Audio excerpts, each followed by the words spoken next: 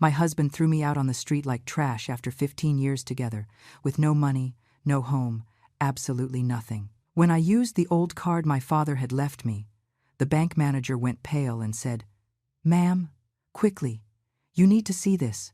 What I discovered that day changed everything, and my ex-husband still has no idea what is coming for him. But before we continue, check if you are already subscribed to the channel and write in the comments, where are you watching this video from? We love to know how far our stories reach. The rain was pouring down hard when I walked out of the apartment building for the last time. I didn't bring an umbrella because I never imagined he would do something like this. 15 years of marriage. 15 years building a life next to Gregory, and it all ended with him pointing at the door and telling me I had 30 minutes to leave. 30 minutes. I couldn't even process it properly.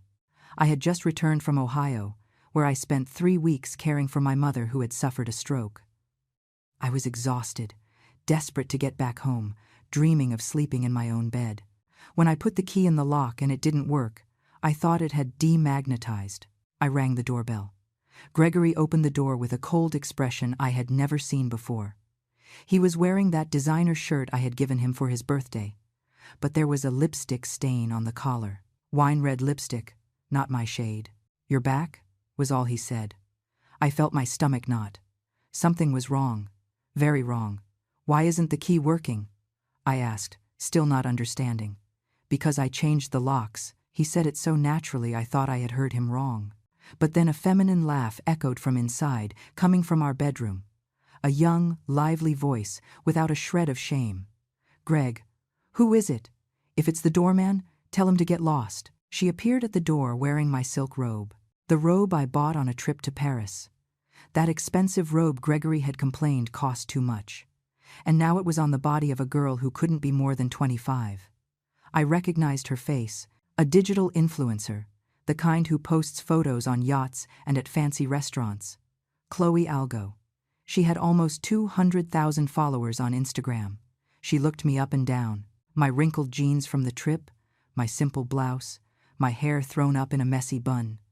And she gave a sideways smile, a poisonous smile. "Oh, it's just his ex-wife," she said, turning back to Gregory. I thought that was significant. Ex-wife. The word cut like glass. "Gregory, what is going on?" My voice came out trembling. "Who is this girl? Why is she in our house wearing my things?" He sighed, as if I were being an inconvenience, as if I were a problem he needed to solve quickly so he could get back to doing something more interesting. "It's over, Emily. There is no us anymore." Just like that. 15 years summarized in a few words. "What do you mean it's over?" "I was taking care of my mom. You said everything was fine, that I could stay as long as necessary, and I was being polite," he replied, with that tone of superiority I had learned to hate in recent years. "But the truth is, this hasn't worked for a long time. You stagnated, Emily. You became a boring housewife. I need someone who can keep up with me, who understands my lifestyle." I looked at Chloe, who was now checking her phone with disinterest, as if this conversation were too tedious to merit her attention. "Since when?" I managed to ask. 8 months, he answered without hesitation. "Chloe understands me in a way you never did."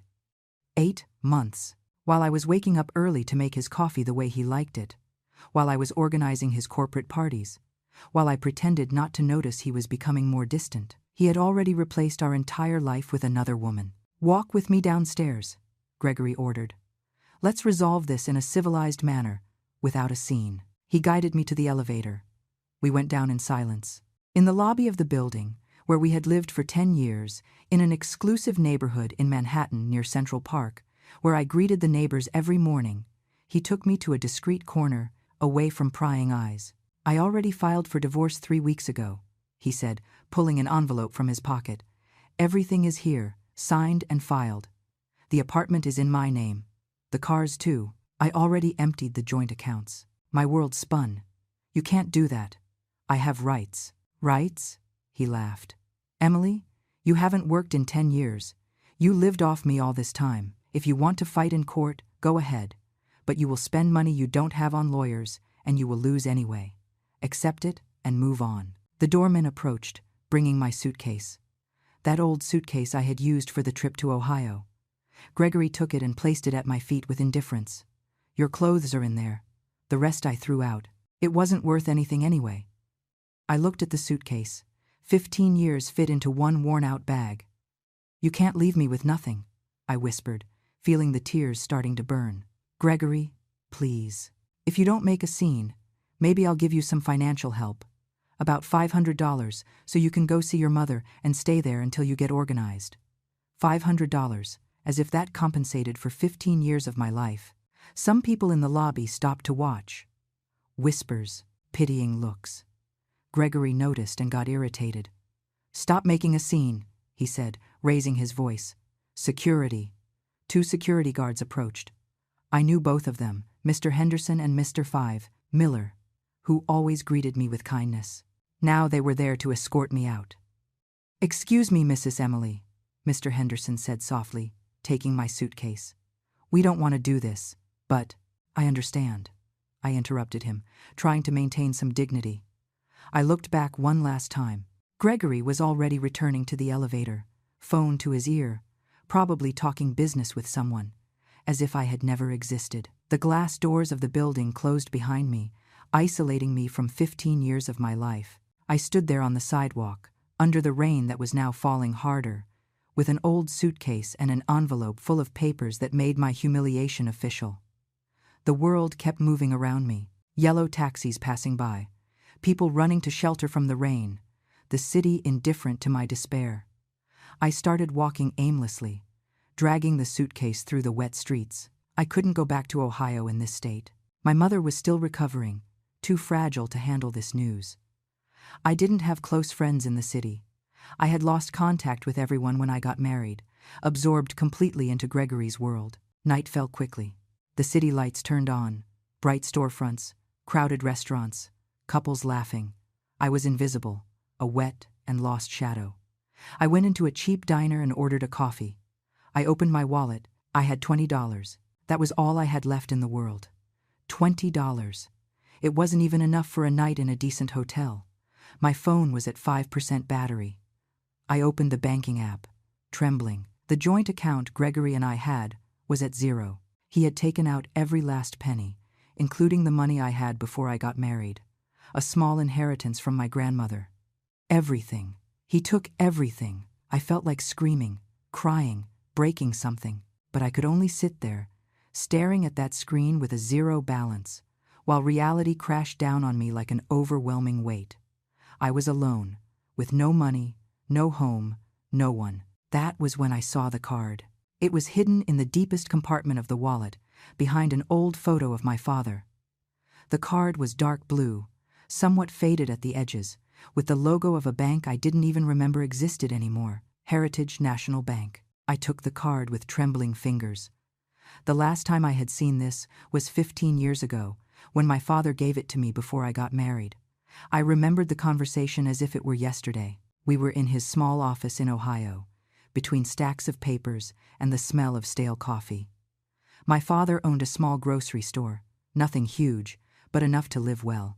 Emily, he had said to me, with that serious tone he used when he wanted to say something important. This is an account I opened for you a long time ago. Do not use it unless you really need it. It is not for normal expenses. Do you understand? How much is in there, Dad? I asked, curious. He just smiled. That mysterious smile that meant he knew more than he was saying. Enough, but keep it as a last resort. As long as you are swimming fine, you don't need this life jacket. But if the boat starts to sink, he paused. Hold on to it tight. I had put the card away and forgot about it completely. After all, Gregory was successful. We had a comfortable life.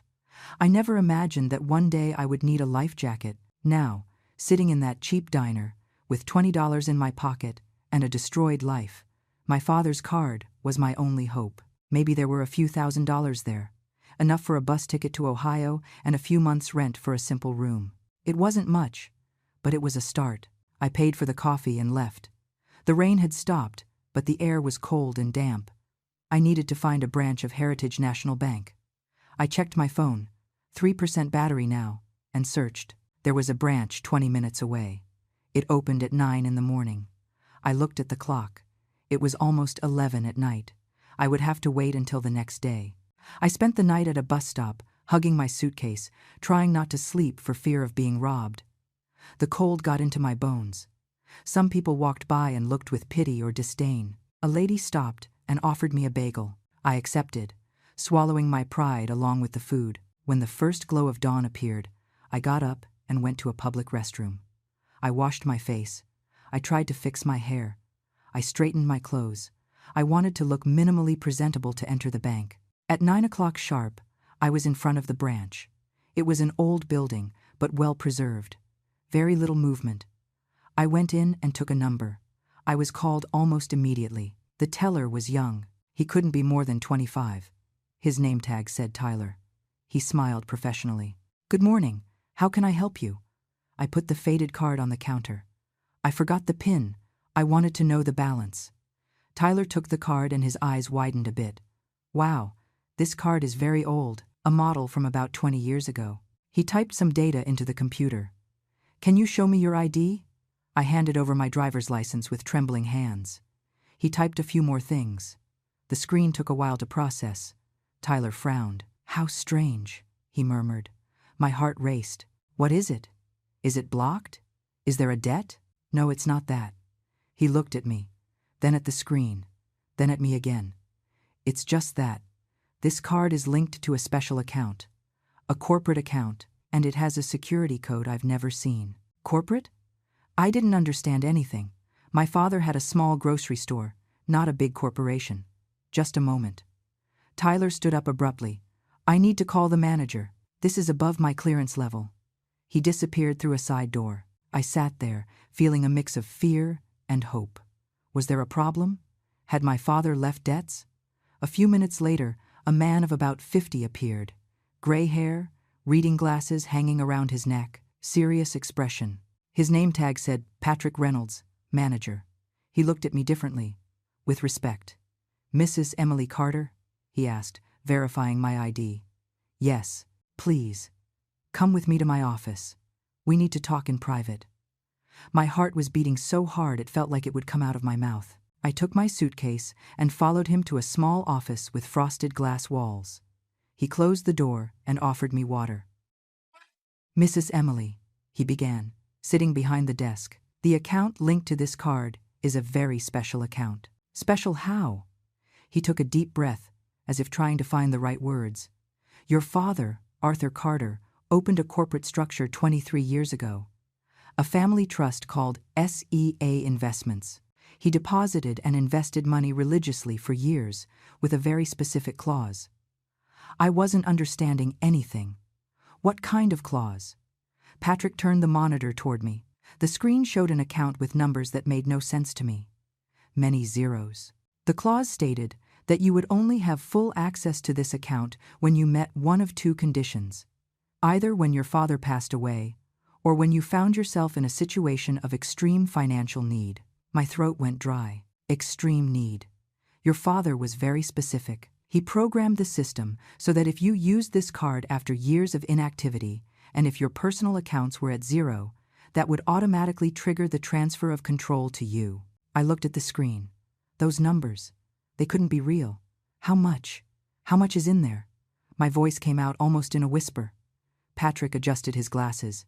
In total, considering investments, stocks, funds, and the money in the checking account, we are talking about approximately $3,400,000. The world stopped. $3,400,000. This can't be true, I managed to say. My father owned a small grocery store. He sold rice, beans, basic products. Apparently, he also invested very well, Patrick said with a half smile. And for a long time, compound interest works miracles when you have patience and discipline. He opened a drawer and took out a large envelope, yellowed with time. Your father left this for you, with instructions that it only be delivered when the account was activated. I took the envelope with trembling hands. My name was written on the front, in my father's firm handwriting. You can open it, Patrick said kindly. I'll give you privacy. He left the office. I stayed there alone, holding that envelope as if it were going to explode.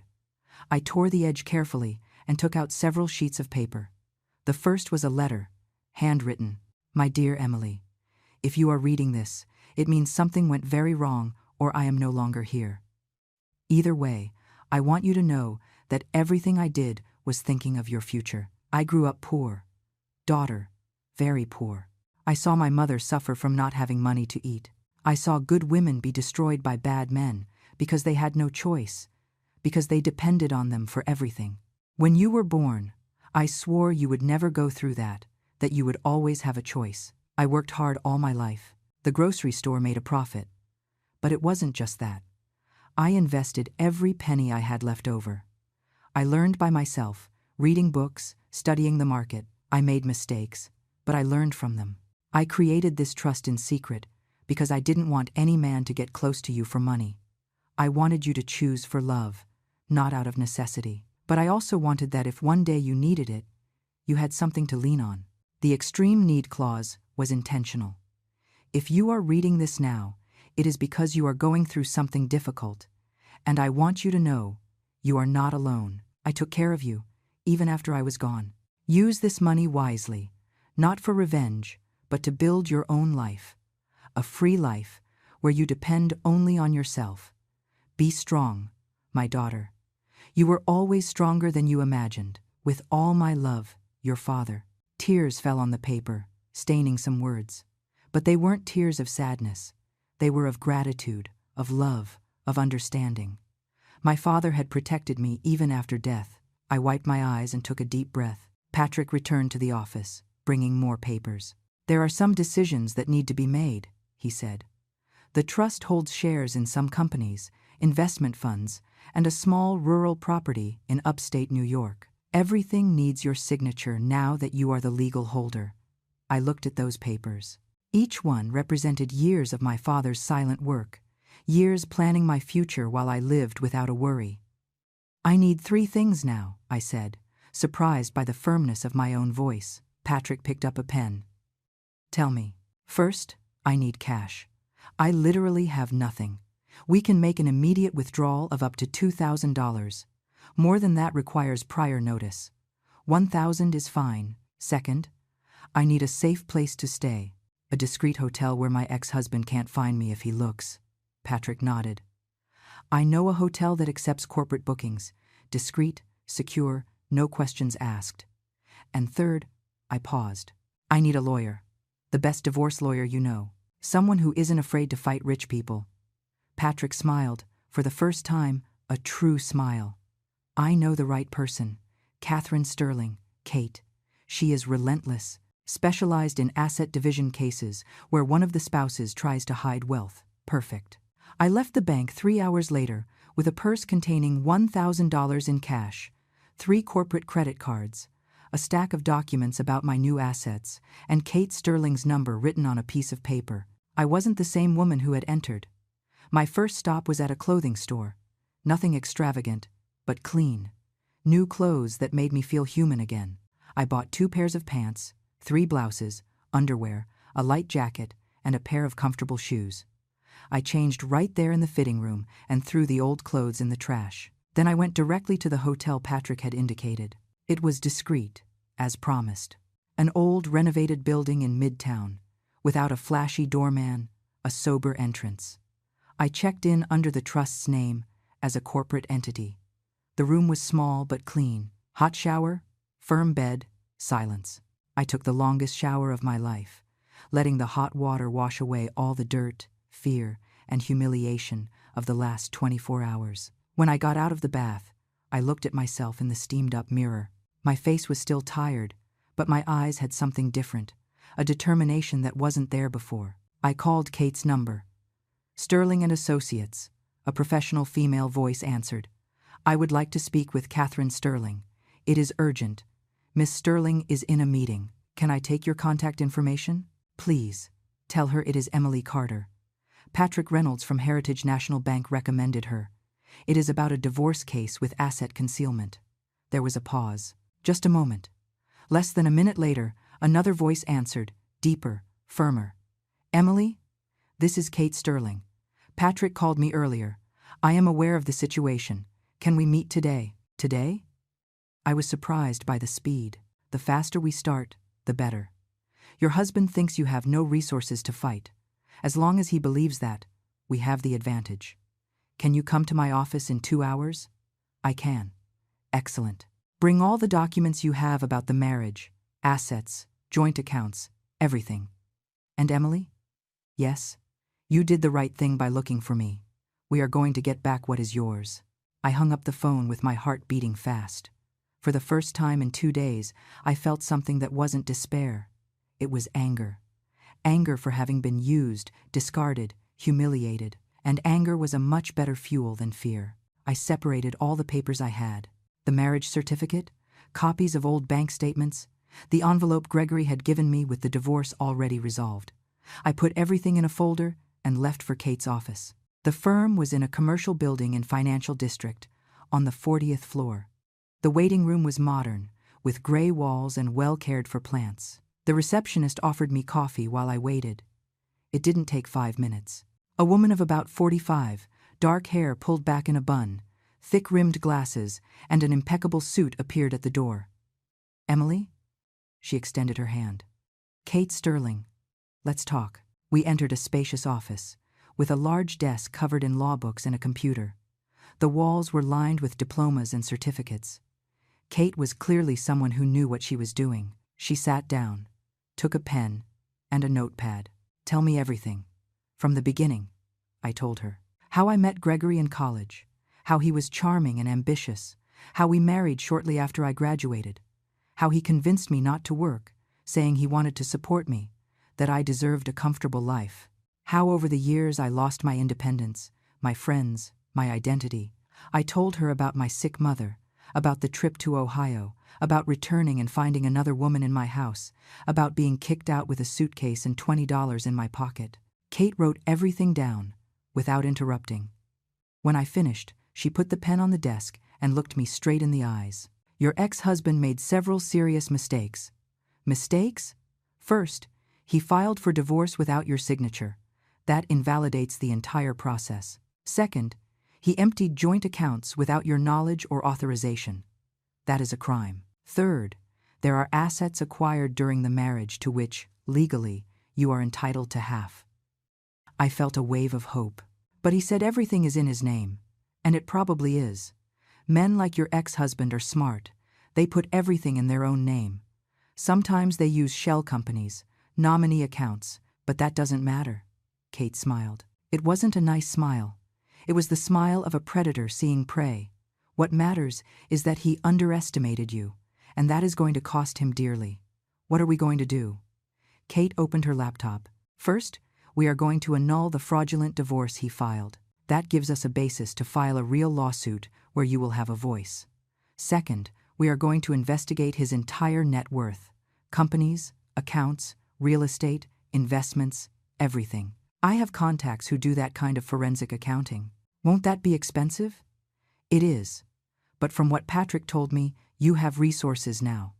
And I can guarantee you, it will be worth every penny. I signed the service contract right there. Kate explained that the process would be long. Maybe it would take months. But that we had real chances of getting a fair settlement. In the meantime, she said, you need to keep your new wealth a complete secret. If your ex-husband discovers you have resources, he will try somehow to get to that money. Men like that don't like losing. He won't find out, I said firmly. My father made sure this was kept secret, and it will stay that way. Excellent. Oh, and Emily? Yes? Prepare yourself psychologically. When we file the court motions, when Gregory realizes you didn't give up, he will try to intimidate you. He will send messages, maybe try to look for you. He will make threats. It is the pattern. I am ready. But was I really? I spent the following days in a strange routine. In the morning, meetings with Kate and her team. They discovered Gregory had 3 apartments, besides the one where we lived, all rented out.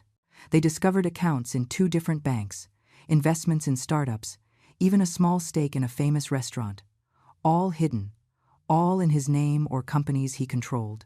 He was preparing for this for years, Kate said, showing the documents, systematically taking you out of the financial game. It is a classic case of economic abuse.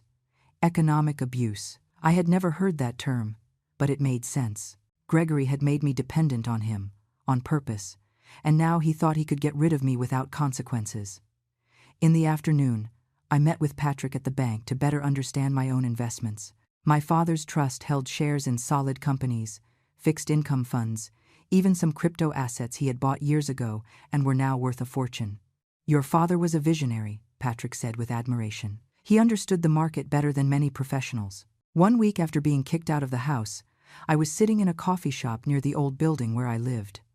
I hadn't gone back there, but I needed to see him. I needed to confirm for myself that it was real, that it wasn't a nightmare. The coffee shop had a view of the building's entrance.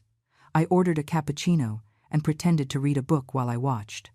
Gregory came out around 10 in the morning, dressed to impress, as always. Chloe was by his side, clinging to his arm, laughing out loud at something.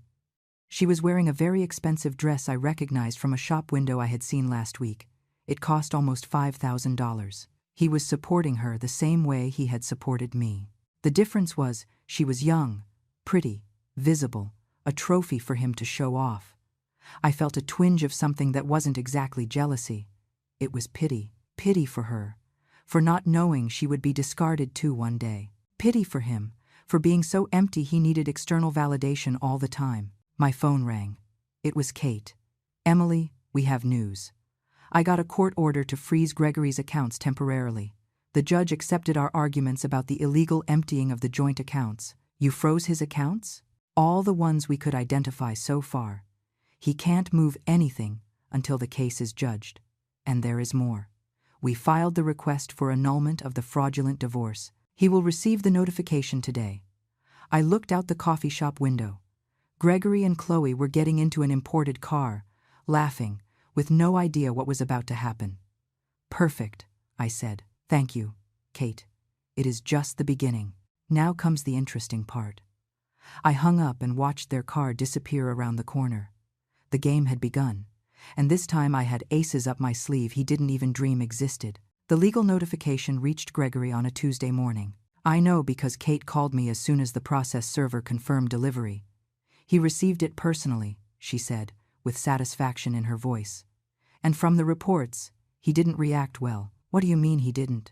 "Let's say he got agitated. He tried to convince the server that everything was resolved, that the divorce was already finalized. When he realized it wouldn't work, he started shouting." I imagined the scene. Gregory losing control, that mask of superiority cracking. I felt a small but real satisfaction. And now? Now he has 20 days to respond. He will probably hire an expensive lawyer and try to negotiate. But Emily, be prepared. He will try to contact you. She was right. 3 hours later, my phone started ringing. "Gregory." I declined. It rang again. I declined. Messages started popping up on WhatsApp. "Emily, we need to talk. This is a misunderstanding. Call me. You are being manipulated by those lawyers. They just want your money." How funny. Did he think I had hired lawyers with what money exactly? He still thought I was destitute, desperate. I didn't answer any messages. Kate had instructed me not to maintain direct contact. Everything had to go through the lawyers. The messages became more aggressive. "You are going to regret this. You will lose and, on top of that, end up in debt. I gave you a good life for 15 years. You owe me this." I blocked the number, but he didn't give up. He created another number and kept trying. "Chloe is asking me if you are okay. She is worried about you." This made me laugh out loud, alone in the hotel room. Chloe, worried about me. Sure. I blocked the second number too. That night, I received a call from an unknown number. I answered by mistake, thinking it was Kate's office. "Emily." It was his voice. Calmer now, controlled. That tone he used when he wanted to convince me of something. "How did you get this number?" "I have my contacts. We need to talk. Personally. We have nothing to talk about. Speak to my lawyer." "Emily, don't be ridiculous. Those lawyers are using you. You don't have money to afford a legal fight with me. You are going to end up on the street for real." I took a deep breath. I couldn't let him get under my skin. "I am already well advised. Thanks for the concern." "Advised with what money?" He laughed. "Do you think I don't know you were sleeping on the street? Mr. Henderson told me." Mr. Henderson, the doorman. Of course, Gregory had eyes everywhere. If you call me again, I will file a harassment report. I hung up before he could answer. My hands were shaking, not from fear, but from rage. He still believed he had power over me, that he could intimidate me. I called Kate and told her about the calls. Perfect, she said. Save all those messages, screenshots of everything. This demonstrates harassment and attempted coercion. It helps our case. Can he find out about my money? Not through legal channels. Your trust is under bank secrecy, registered only in your name. Unless you tell someone, there is no way for him to know. But paranoia started to grow. What if he hired a private investigator? What if he somehow found out? Patrick reassured me when I called the next day. Your asset structure is protected. Your father made sure of that. The trust does not appear in public searches. The investments are in separate corporate accounts. Even an investigator would have difficulty tracking it. Still, I decided to be more careful. I moved hotels to an even more discreet one. I started varying my schedules and routes. Maybe it was exaggerated, but I didn't want to take the risk. 2 weeks after the notification, Kate called me for an urgent meeting. Gregory hired a big firm, Miller & Davis. They are expensive and aggressive. Is that bad? Not necessarily. Big firms are sometimes more worried about reputation and prefer settlements. But it also means he is taking it seriously. She put some papers on the desk. They sent a settlement proposal. Take the documents. Gregory was offering $50,000 as a final settlement. No division of assets. No rights over the real estate or companies. Just $50,000 in cash, paid in 24 monthly installments. It is an insult, Kate said. You are legally entitled to much more than that. The assets acquired during the marriage are worth at least $8 million. Half of that is yours. So we reject it. Exactly. And we are going to counterattack. We finished the complete assessment of his net worth. We found more interesting things. She opened her laptop and showed me a detailed spreadsheet. Besides the properties and accounts we already knew, they had discovered Gregory had stakes in a construction company, participation in 2 real estate developments, and even a ranch in upstate New York that was in the company's name. Was all this acquired during the marriage? I asked. No.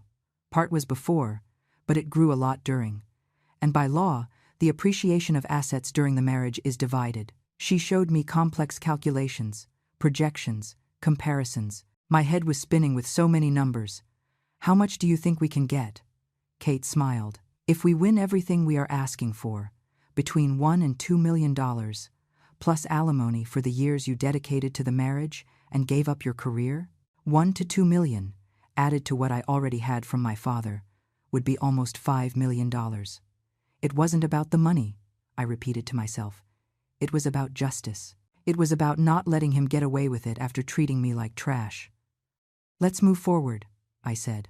That night, alone in the hotel, I thought about calling my mother. She deserved to know what was happening, but she was still fragile in health, and I didn't want to worry her. Instead, I wrote a letter I would never send, telling everything. About Gregory, about the divorce, about Dad's money, about the legal fight. Writing helped organize my thoughts, to process everything that was happening. When I finished, it was 3 a.m. I folded the letter and put it in the suitcase. The lawsuit continued. Hearings, filing of documents, appraisals. Gregory tried to argue that the assets were protected by holding companies that were not part of the marital estate. But Kate was relentless, proving the companies were just facades, that the money came from work during the marriage. In one of the hearings, I saw Gregory personally for the first time since leaving home. He was impeccable, as always, expensive suit and confident posture. But when our eyes met, I saw something different. Uncertainty, anger, fear. Chloe was with him, but stayed outside the room.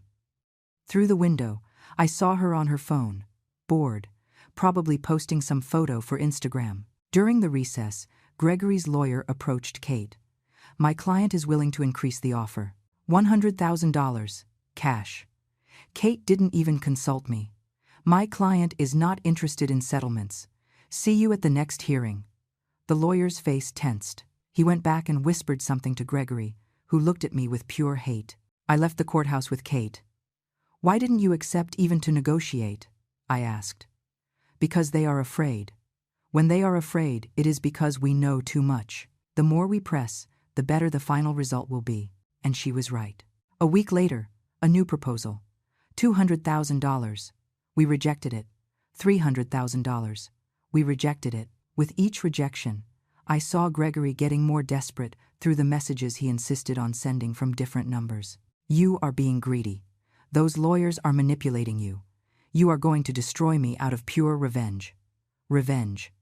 Maybe it was that. But it was also justice, and mostly, it was recovering what was rightfully mine. The turning point came from where I least expected it. It was Chloe who started to waver. Kate called me one afternoon with unexpected news. You won't believe it. Gregory's girlfriend contacted my office. Chloe? Why? She wants to talk. She says she has relevant information for the case. Information about Gregory that can help us. I didn't understand. Why would she do that? Is she with him? She was. Apparently, things got ugly. Do you want to meet her? She specifically asked to speak with you, not just me. I stayed silent, processing. Emily, what do you think? It could be a trap, it could be, but it could also be useful. The decision is yours. I thought for a moment. I will meet, but in a public place, with you present. We agreed on a quiet cafe, far from Gregory's usual circuit. I arrived 10 minutes early, nervous. Kate was already there, at a table in the back. Chloe appeared punctually. She was different. No heavy makeup, no flashy designer clothes, simple jeans, basic blouse, hair in a ponytail. She seemed smaller, younger, more fragile. She sat down and stayed silent for a moment. Thanks for agreeing to see me, she said finally. I didn't answer. I just waited. I know you hate me. You have every right. I was horrible to you. You were. She sighed. I didn't know. I swear I didn't know the truth about you two. The truth? I couldn't help the sarcastic tone. The truth is, you were sleeping with a married man. I know, but he told me.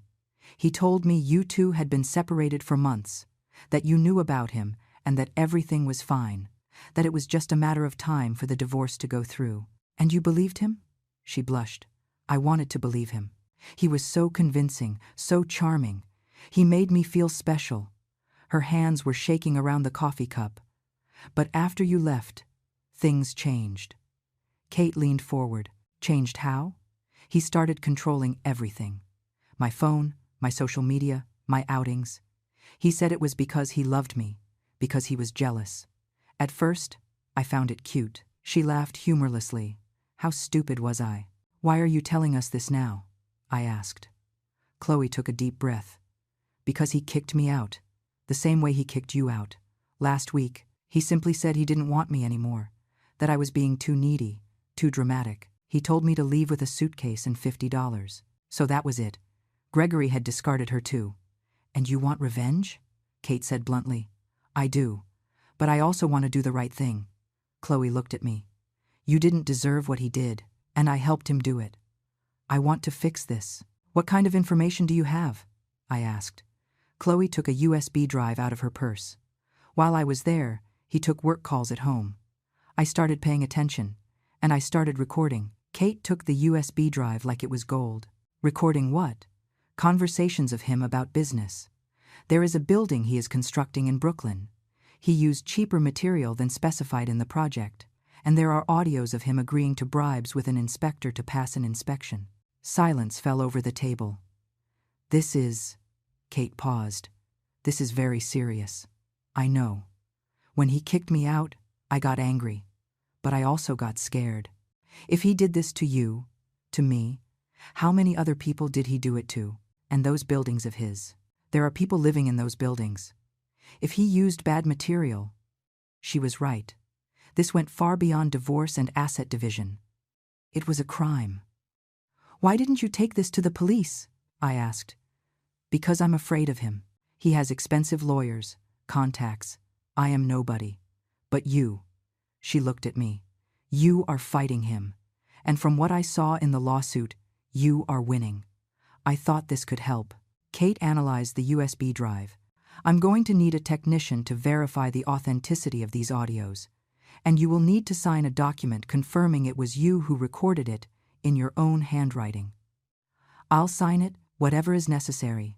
We spent another hour at the cafe, while Kate asked detailed questions. Chloe told us about secret accounts Gregory mentioned, about meetings with businessmen that seemed suspicious, about cash payments he received that never entered the official accounts. When we finished, Chloe got up to leave. She stopped and looked at me. I know this doesn't erase what I did. I don't expect your forgiveness, but I hope this helps. Why are you really doing this? I asked. The truth. She hesitated. Because when he kicked me out, I understood what you must have felt. And no one deserves that. No one. She left. I stood looking out the window as she disappeared into the crowd. What do you think? I asked Kate. I think we just got heavy ammunition. If these audios are authentic, Gregory has much bigger problems than the divorce. She was right. 2 days later, the technician confirmed the audios were real, no edits or manipulations. The conversations were clear. Gregory agreeing to use cheaper cement and pocketing the difference. Gregory offering money to an inspector to approve a site that wasn't up to code. What do we do with this? I asked. Kate stayed silent for a moment. We have 2 options. We use it as leverage in the divorce, to force a better settlement. Or we hand it to the authorities and let justice take its course. What do you recommend? Personally, both. First, we use it as leverage. When we get our deal, then we hand it to the police. That way you are financially protected and he still answers for the crimes. It seemed calculating, cold, but it also seemed right. Let's do it. Kate scheduled a meeting with Gregory's lawyers, in person, without revealing the reason. On the day of the meeting, we entered a conference room in a neutral hotel. Gregory was there with his 2 lawyers. When he saw me, his face contorted in a mix of rage and contempt. Haven't you given up on this charade yet? He said. Sit down, Gregory, Kate said calmly. We have a proposal. She put a tablet on the table and pressed play. Gregory's voice filled the room. Use the cheapest cement. No one will know the difference. The profit margin doubles. His face went white. Kate paused and looked at his lawyers. We have 12 hours of audio along these lines, including bribery agreements, use of irregular material, and discussions about tax evasion, all duly authenticated by a forensic expert. One of Gregory's lawyers stood up. This is inadmissible as evidence. It was obtained illegally. It was obtained by a third party present in the conversations, perfectly legal, and even if it weren't used in the divorce proceedings, nothing stops it from being handed over to the district attorney's office. Gregory exploded. Is this blackmail? No, Kate replied calmly. It is negotiation. You have 2 options. First, we close a fair division agreement today. You transfer half of the marital assets, as determined by law, and we all go on with our lives. Second, you don't close the deal. We hand this material to the police today, and you answer for various felonies while still fighting in court over the divorce. Silence. Gregory's lawyers looked at each other. One of them asked for a moment in private with the client. We left the room. I stood nervously in the hallway. Do you think it will work? I asked Kate. It will work. They have no choice. 15 minutes later, they called us back. Gregory was defeated, slumped in the chair, staring at the table. One of the lawyers spoke for him. My client agrees to make the equal division of assets, half of everything acquired during the marriage, plus compensation of $50,000 for moral damages. Kate looked at me. I nodded. I accept, but I want everything in writing today, and the initial transfer of the properties starting next week. We will arrange it. It took the rest of the day, but we left there with a signed agreement, notarized and filed. Gregory would transfer 2 apartments to me, half of the shares in the companies, and $250,000 in cash, paid in 6 months. Total, approximately $450,000 in value plus the real estate.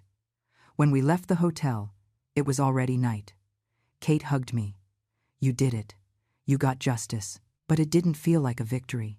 It felt just the end of a chapter. And the audios? I asked. Tomorrow morning I go personally to the DA's office. Gregory will have to deal with that too. I went back to the hotel exhausted. I took a long shower and collapsed into bed.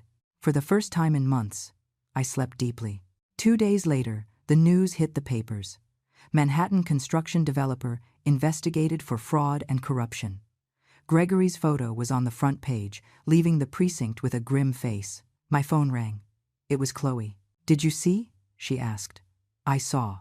Thanks for doing the right thing. You helped." There was a pause. "Are you okay?" "I am. And you?" "I went back to my parents' house in Wisconsin. I'm starting over." "And you?" I looked around the hotel room that had been my home for the last few weeks. "I am starting over too." With the agreement signed and the transfers beginning, I needed to make practical decisions about my life. I couldn't stay in a hotel forever. Patrick helped me organize the finances. With the money from the settlement added to my father's inheritance, I had resources to live comfortably for the rest of my life without working. But the idea of doing nothing bothered me. "What did you like to do before you got married?" Patrick asked during a meeting. I had to think. It had been so long. I studied architecture. I never practiced. But I always liked design, creating spaces. "So why don't you go back to it?" It seemed impossible. 15 years away from the profession. Everything had changed. Software, trends, technologies. But the idea stayed in my head. Architecture. Creating beautiful and functional things. Helping people have better homes. I decided the first thing I would design would be my own house. A place that was completely mine, without bad memories, without associations with Gregory. I spent weeks looking for land. I wanted something quiet, but not too far from the city.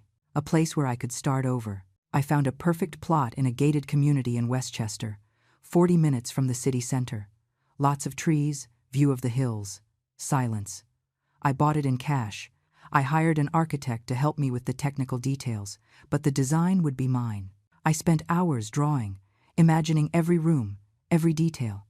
I wanted a house full of light, big windows, few walls, integration with the garden.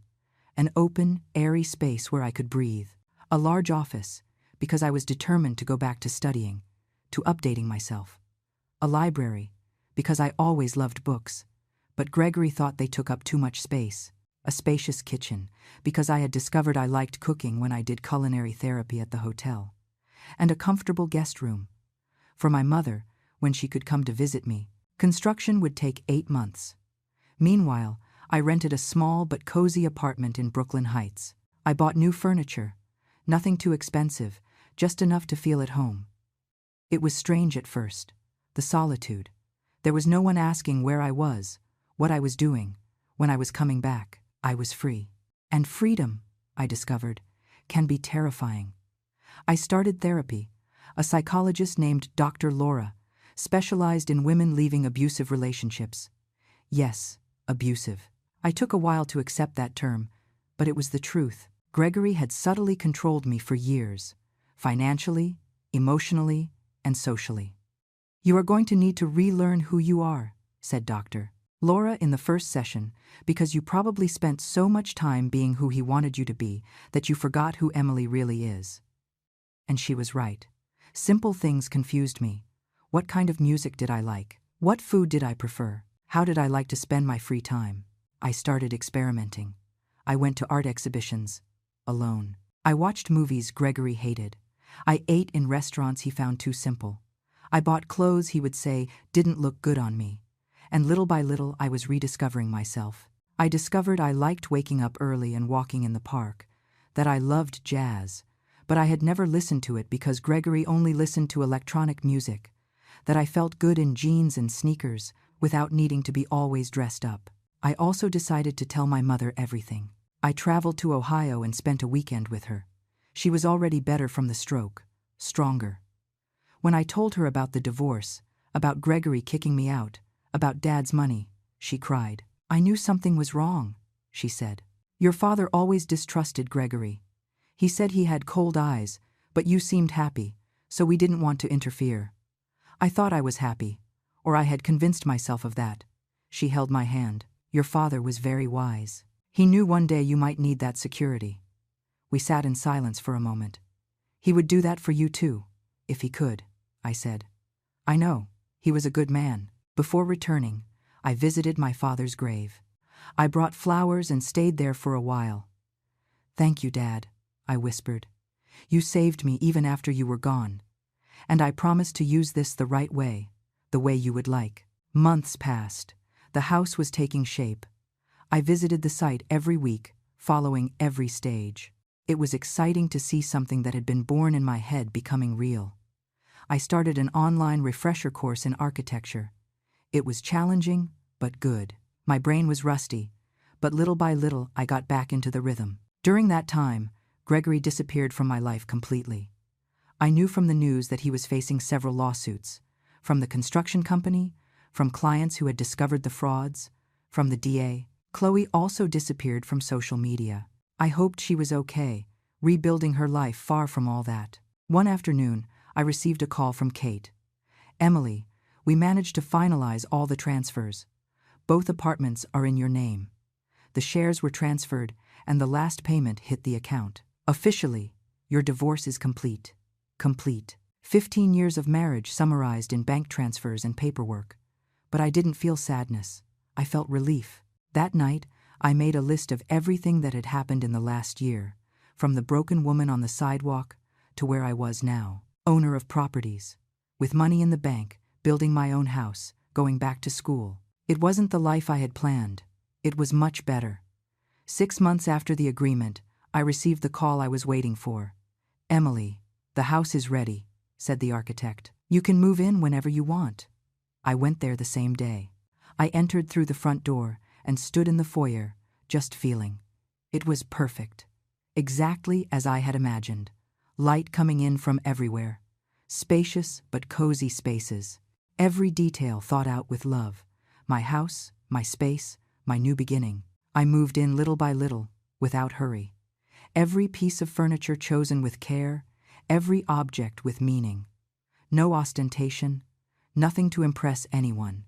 Just what made me happy. The day I hung the last painting on the living room wall, I sat on the sofa and looked around. I was home. Finally. A year after being kicked out of the house, my life was unrecognizable. The house turned out beautiful. With a garden, I took care of myself. I discovered I liked gardening. Something therapeutic about caring for plants, seeing them grow. I finished the architecture refresher course and started doing small freelance jobs. Nothing big.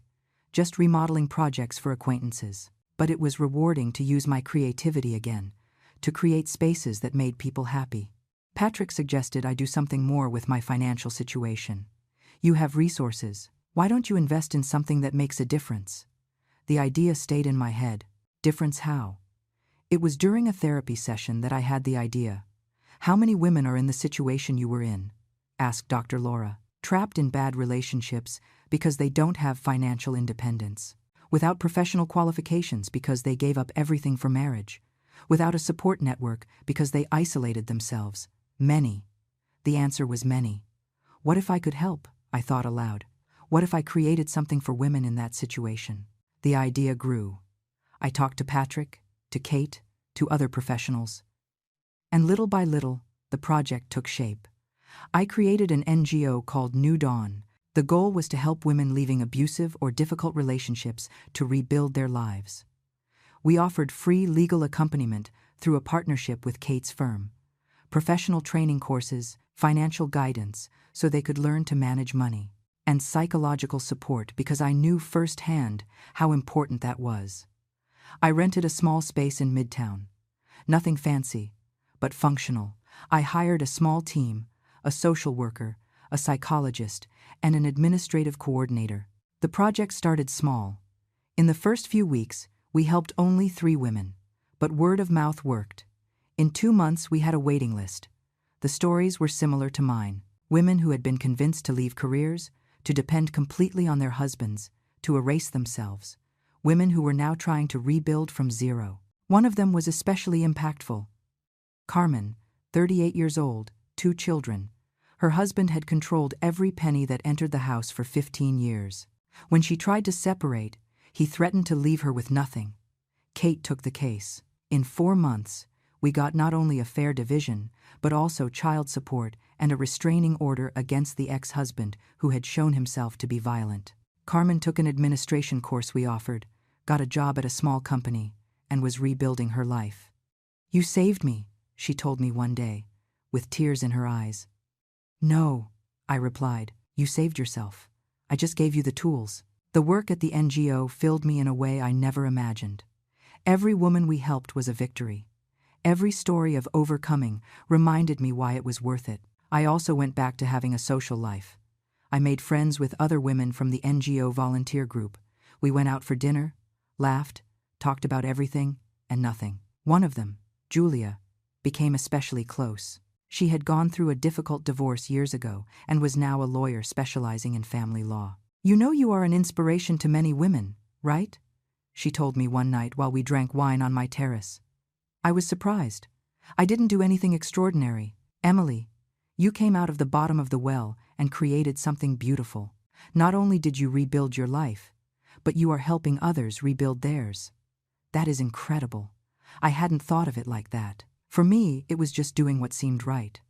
But little by little, I realized my story had power. I started giving talks at universities and women's groups, telling my experience.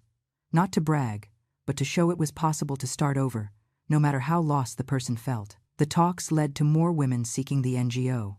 The project grew. We got sponsorship from some companies and donations from individuals.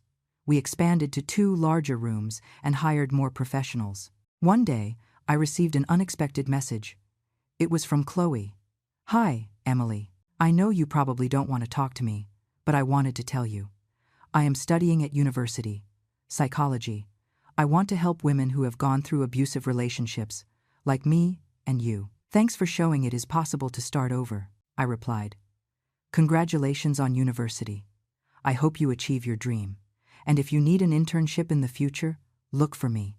There is always room for those who want to help." She replied with a heart emoji and thanks. Forgiving doesn't mean forgetting, but it means not letting the past control your future. 2 years after the divorce, the NGO had already helped more than 200 women.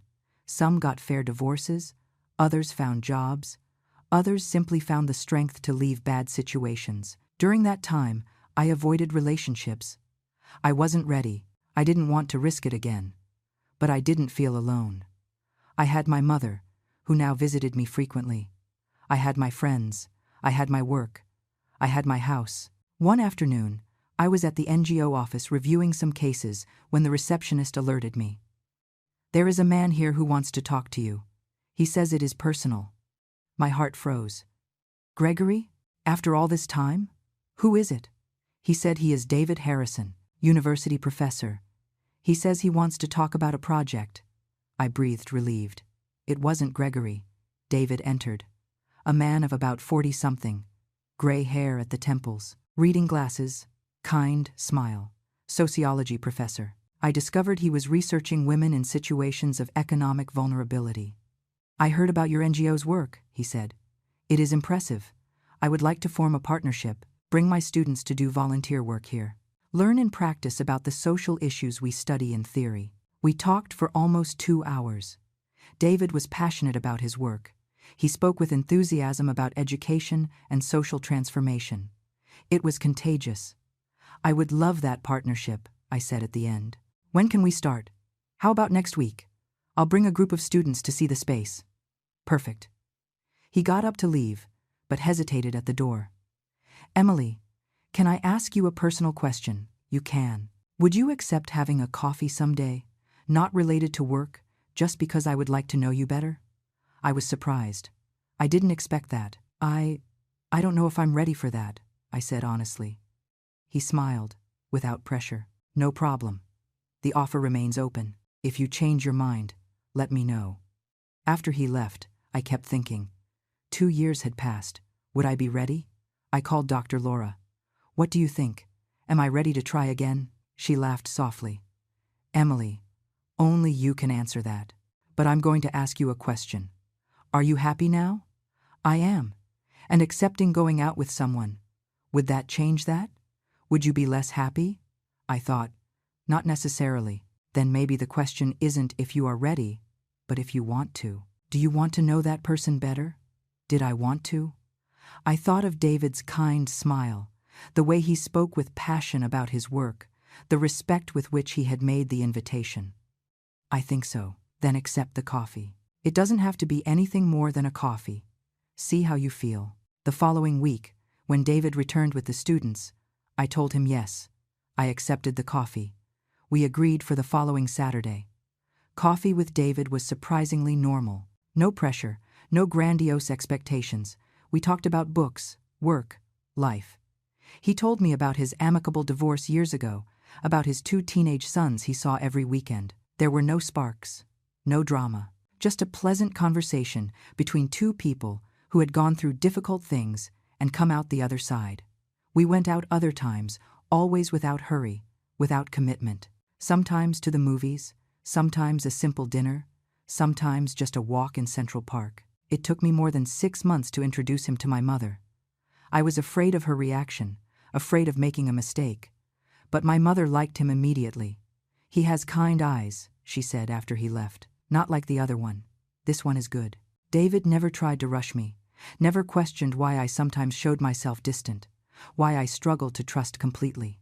He was simply there, patient, constant. I'm in no hurry, he said one night. I'm happy just being near you, on your time. That was what won me over. The respect, the patience, the total absence of attempt at control. A year after our first coffee, he moved into my house. It wasn't a dramatic decision. He practically lived there already, with half his clothes in the closet and his toothbrush in the bathroom. It would be more practical if I moved in at once, he suggested one morning, while we drank coffee. It would, I agreed. And so it was, simple, like the best things in life. The NGO kept growing. We opened a second unit in another region of the city. We got a partnership with the state government to expand services. More than 500 women had already gone through our programs. I also created an emergency fund for women who needed to leave home urgently but had no resources. Temporary help to pay rent, food, while they got organized.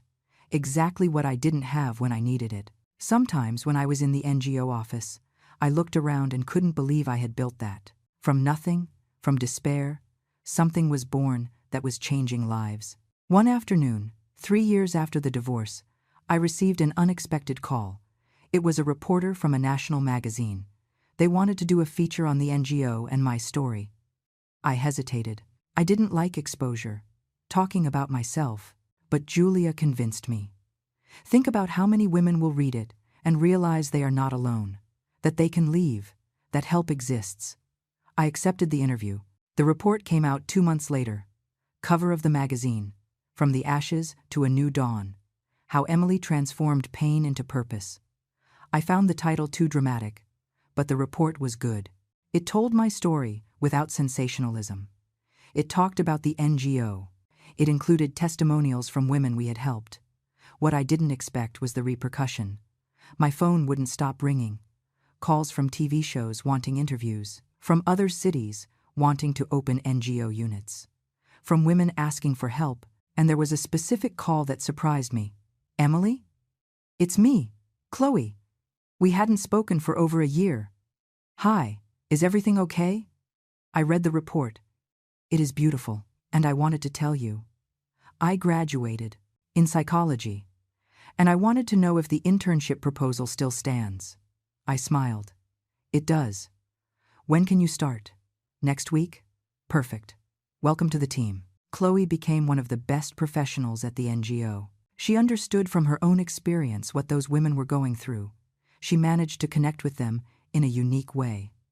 One day, drinking coffee in the office kitchen, she told me, "You know, sometimes I think about the past, and I feel ashamed of what I did, of how I was.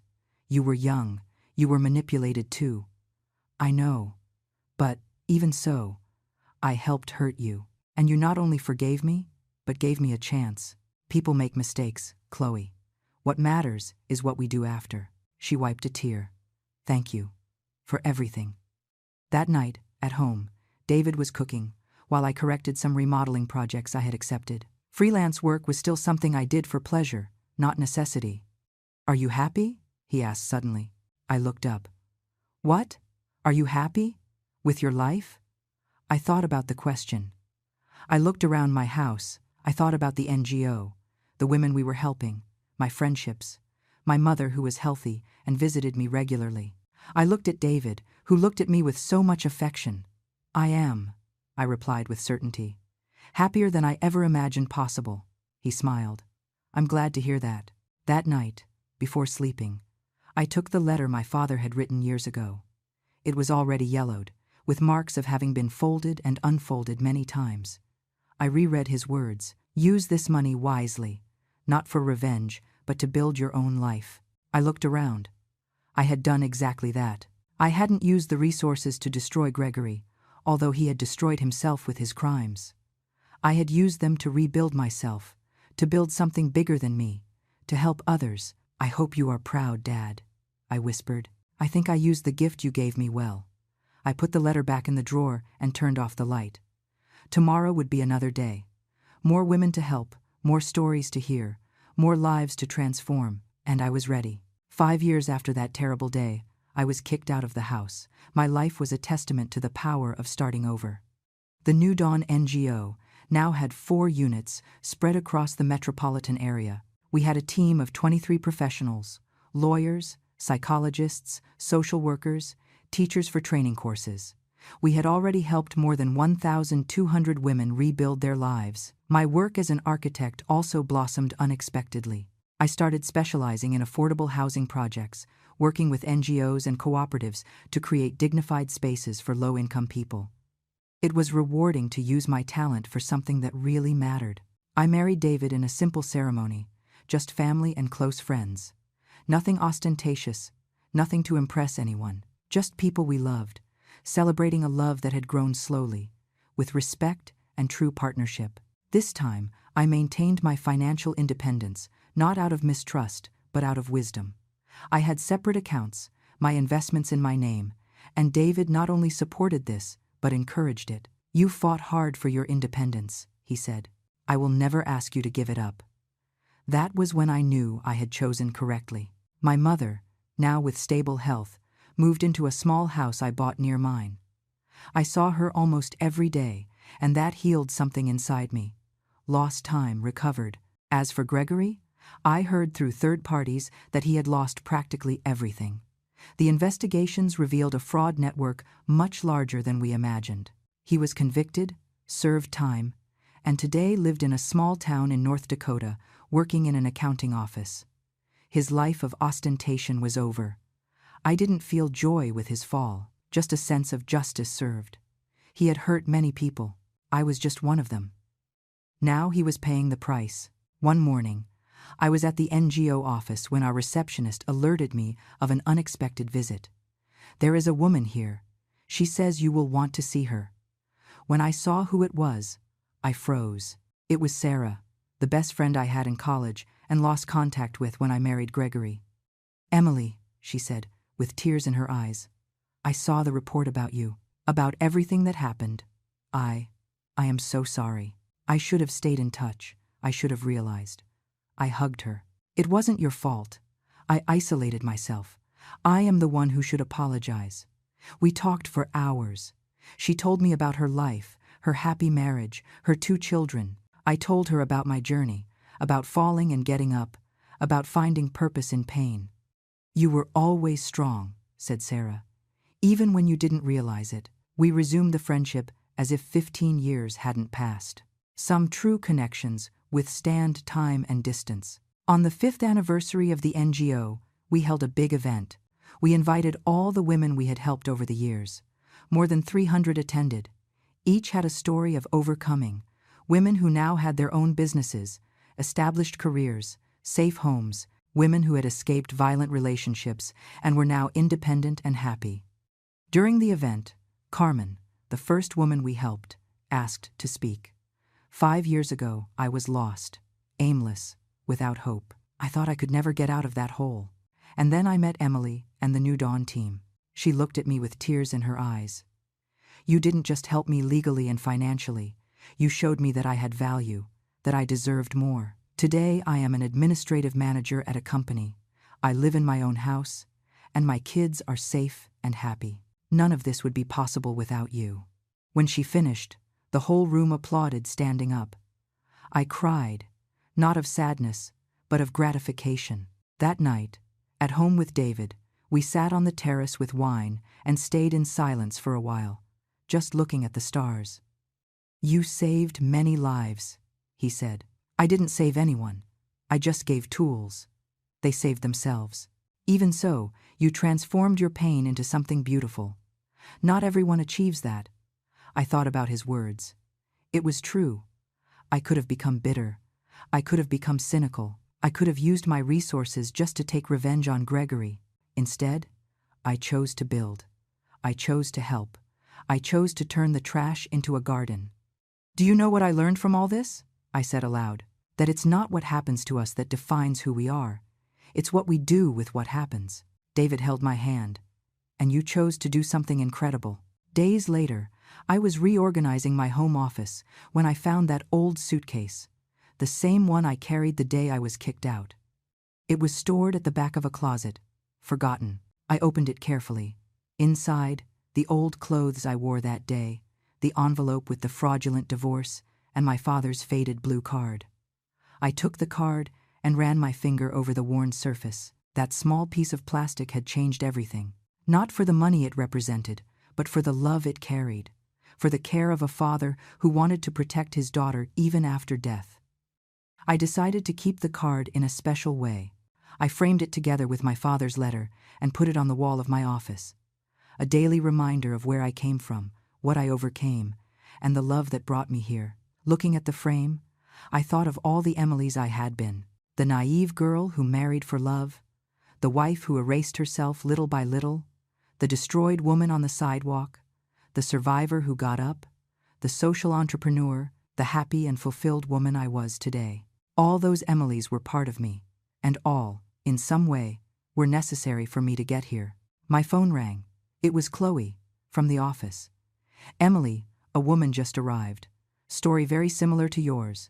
Her husband kicked her out of the house yesterday. She is desperate. Can you come talk to her?" "I'm on my way." I took my keys and left. One more woman needing help. One more story of pain that could be transformed into a new dawn. And I would be there to help. Because I knew, better than anyone, that sometimes all a person needs is an outstretched hand in the darkest moment. And sometimes that outstretched hand comes from someone who was also in the dark and found the light. I drove to the office with a full heart. My life wasn't perfect, but it was mine. Built by me, with my choices, my values, my purpose. When Gregory threw me out on the street believing he was destroying me, he actually set me free. He forced me to discover my own strength. He gave me the opportunity to become who I really was, not who he wanted me to be. And for that, in a strange way, I even thanked him. Because from the bottom of the well, I didn't just climb, I flew. Now, if you liked this story, click subscribe and tell me in the comments which part left your mouth open. Oh, and don't forget to become a member to have access to exclusive videos that I don't post here. I'll be waiting for you.